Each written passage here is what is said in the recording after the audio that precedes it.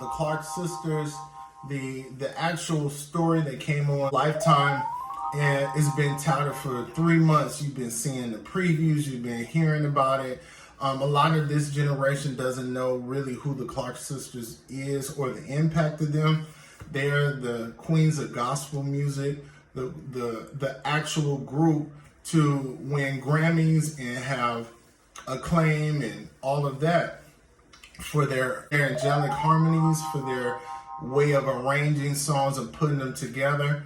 You had a group of singers that were molded by their mother, who was portrayed in a way of just like an angry woman. She just was. I mean, the movie, I have a lot to say about it because of the participation as the producers from Mary J. Blige, Queen Latifah, and Missy Elliott.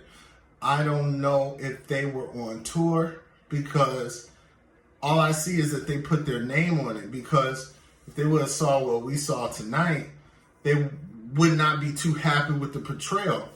I hope that this movie doesn't detract from the Clark sisters' legacy in terms of the new generation, because this movie should have been used as a tool to create more interest in the group after all of these decades have passed, especially if they're going to come out with a new album and start performing and things like that.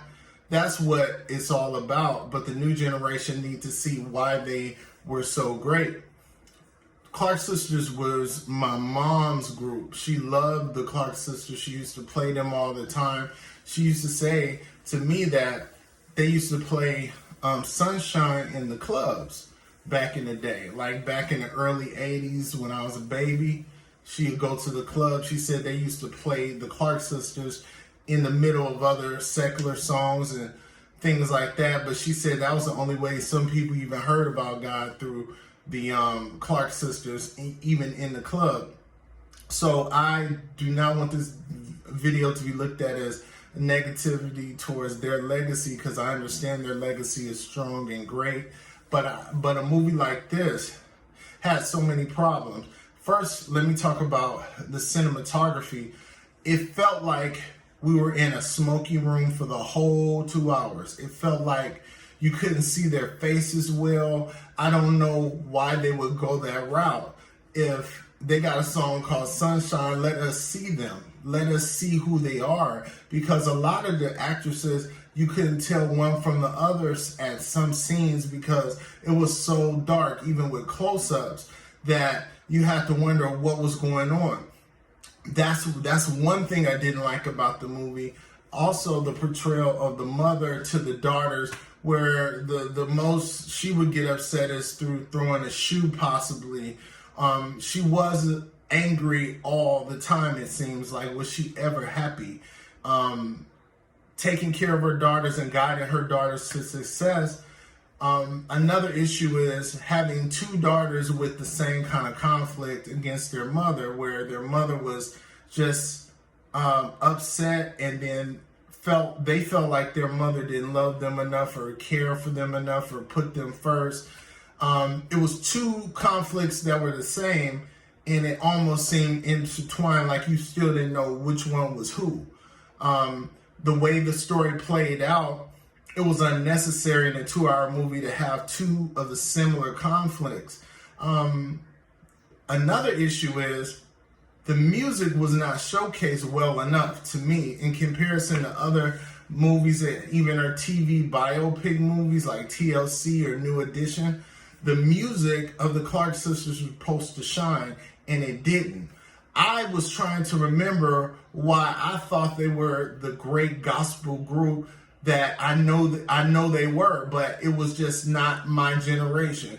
In terms of just hearing the song Sunshine, they had a lot of other songs like Is My Living in Vain? They had some other songs, but in terms of getting the newer generation familiar to their catalog, you would not know that because the music wasn't showcased enough. Their numbers were cut short. They played a lot of the songs in the middle of montage scenes where they were only played for like 15 to 20 seconds.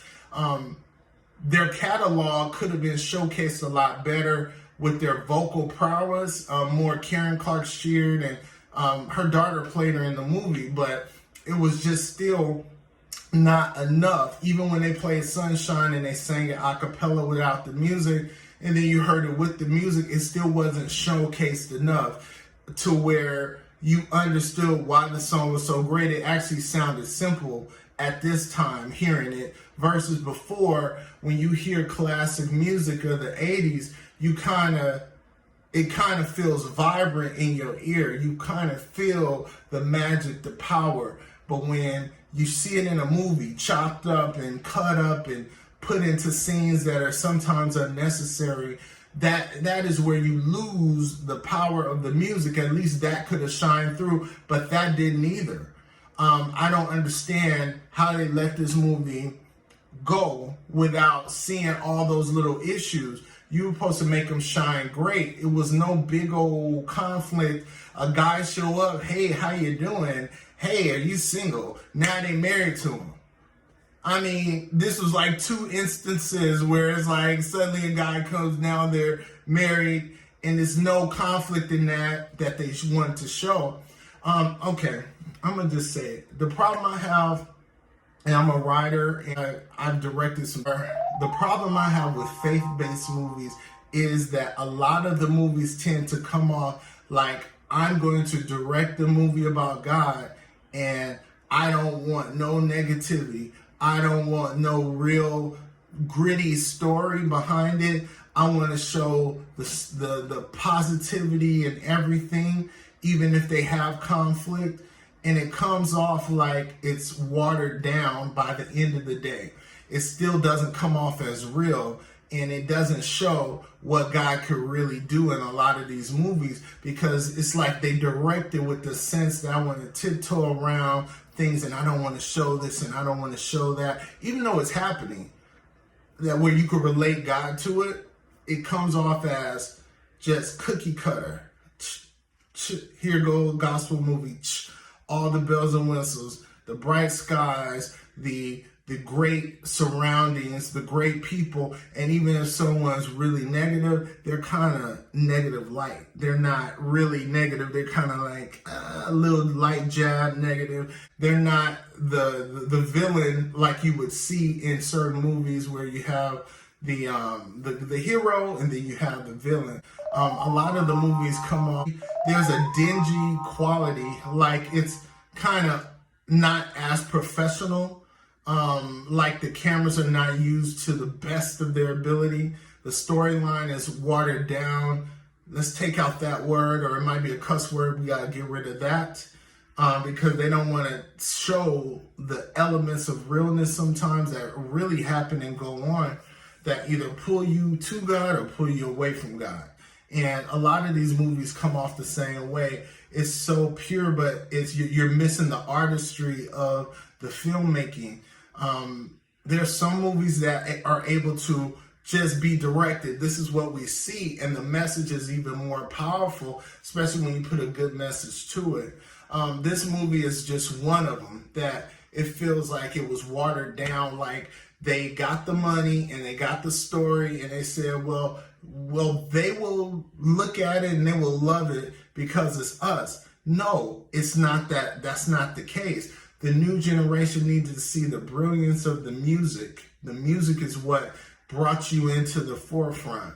And you guys were singing about God. That was even better because you guys were able to penetrate groups of people that would not normally listen to gospel music, but you were so exceptional as vocalists that everybody recognized it no matter what kind of music you were into. I'm just really disappointed at the direction, the cinematography, the feel was depressing, the feeling of it.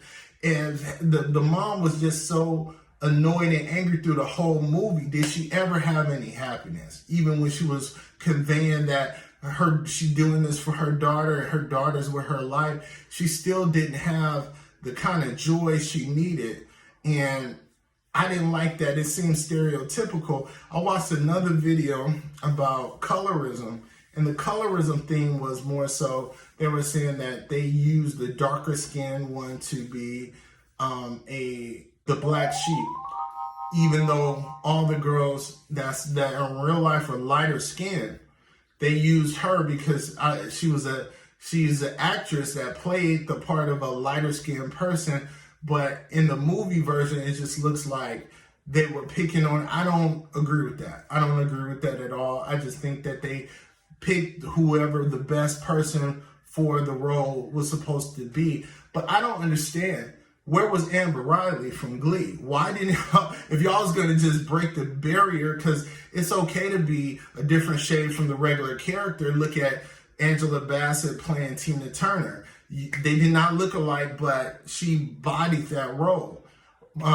Where was Amber Riley? Amber Riley would have been perfect for this role as one of the sisters, but it just seemed like a lot of the sister story was not told. They kind of focused on Twinkie Clark and the mother's relationship and the other girl from Being Mary Jane. I forgot her name, but they kind of focused on her as well and the conflict with her mother. So you got a whole 2-hour movie and it's just two with conflicts from her mother and everybody else is in the background quiet. They got married, nothing entertaining about their story.